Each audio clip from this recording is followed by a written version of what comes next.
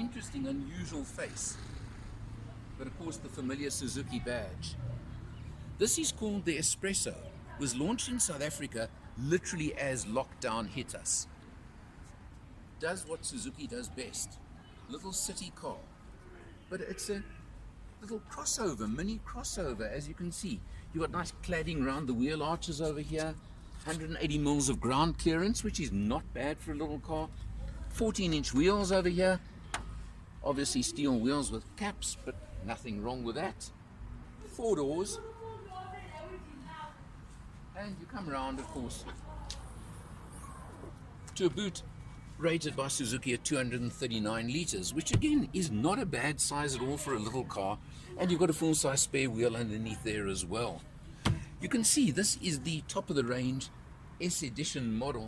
So you've got the skid plate front and back to just give more effect than anything. But I suppose if you wanted to take it slightly off-road, would be very easy to do. Nice, neat, compact, small, fairly tall. Very much a city car. Let's check it out inside. Well, there may be a little city car, but seated in the back seat over here, enough clearance for me with my hat on in the headroom department. The front seat, the driver's seat, is set for me. Check the legroom. It's narrow. That's the one thing I have noticed. So I would definitely say 2 in the back. Otherwise 3 very little ones if you really had to. But for the size, for the space, I reckon this is not bad space-wise at all. You have got seat belts for 3, although obviously the middle one is just a lap belt. Amazingly, for a little city car that this is, it is actually very, very comfortable on the freeway.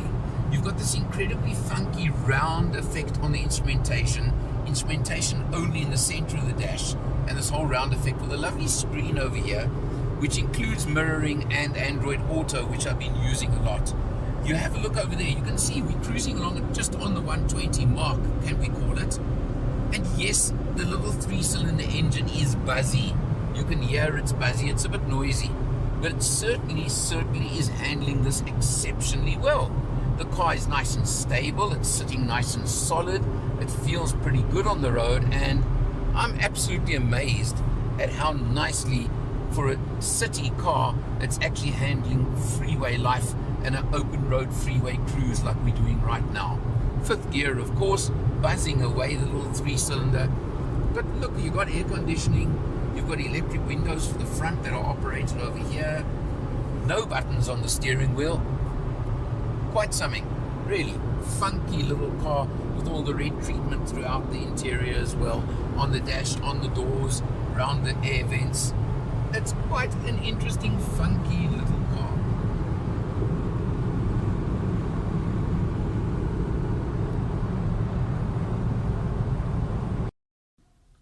Inside the S-Presso, the word has to keep coming out: funky.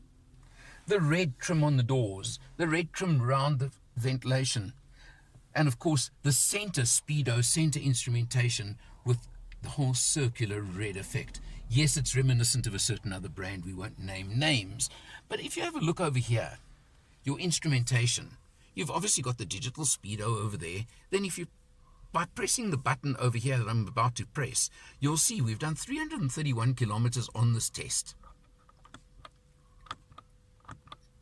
averaging 19.6 kilometers per litre, which means just over 5 litres per 100. That's with some freeway driving, as you'll see in the video, as well as city driving. That's pretty good. It's probably about 5.2 litres per 100. And amazingly, this car's only got a 27 litre tank. Look at that, I've still got 173 Ks left on this tank. So in other words, you're looking at 500 kilometer range on a tank. That's not bad. Come down, of course, to the center screen over here. A big feature of the upper models in the range. Gives you the touch screen with radio, etc. Apple CarPlay, Android Auto, all of those functionality and work very, very well. Something interesting I did discover, when you come down past the air conditioning, again effective, and you come to the USB port down there, Android Auto obviously requires that you have a cable and you plug it in. Well, I first did that with a cable and put my phone over there, and I found there was a connection issue.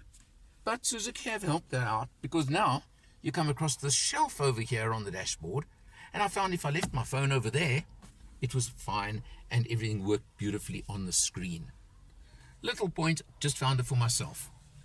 Obviously, you're not going to have all the luxuries on this car.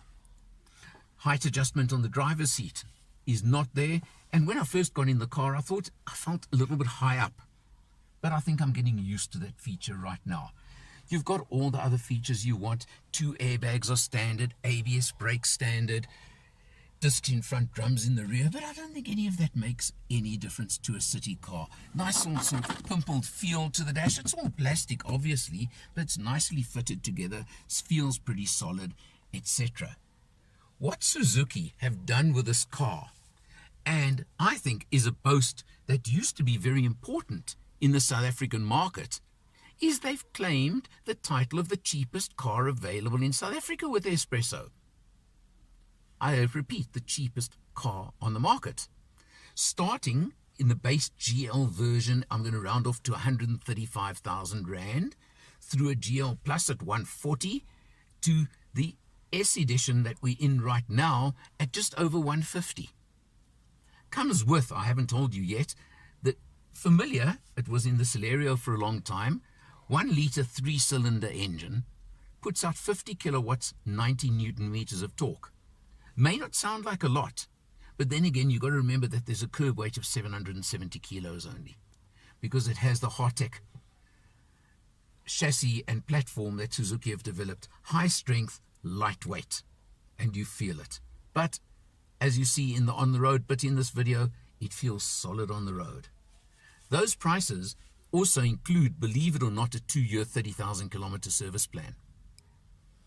Early days in South Africa, as I mentioned, the official launch had to be cancelled because of lockdowns. There was a digital launch, one of the first ones, and the test cars have only just come available. This car's only got 1,500 kilometers on the clock now.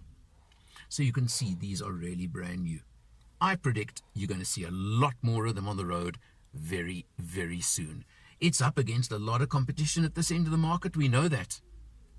But it's got features, it's got the funk, it's got the Suzuki reputation, it's got the service plan, and it's got this treatment over here, which I think really looks very, very interesting.